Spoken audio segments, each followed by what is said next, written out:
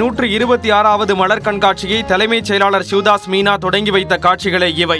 உதகை அரசு தாவரவியல் பூங்காவில் வரும் 20ஆம் தேதி வரை 11 நாட்களுக்கு மலர் கண்காட்சி நடைபெறுகிறது. இதற்காக பூங்காவினுள் நுழைவு வாயிலில் பூக்களால் வளைவு அலங்கார வடிவமைப்புகள், மலர் காட்சி திடலில் லட்ச மலர்களை கொண்டு வடிவங்கள் வடிவமைக்கப்பட்டுள்ளன.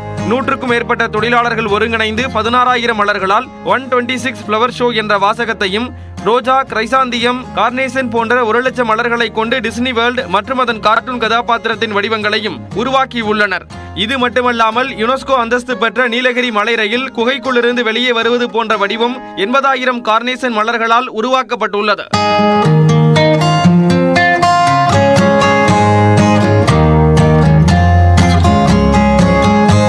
ஃபர்ஸ்ட் டைம் வர்றது எங்களுக்கு இதுதான் ஃபர்ஸ்ட் டைம். சென்னையில் இருக்கிற அந்த 100 டிகிரிஸ் வெயிலுக்கு இங்கே ரொம்ப சில்லுன்னு இருக்குது. இவ்வளோ ஃப்ளவர்ஸ் நாங்கள் இங்கே பார்த்ததில்லை இது வரைக்கும்.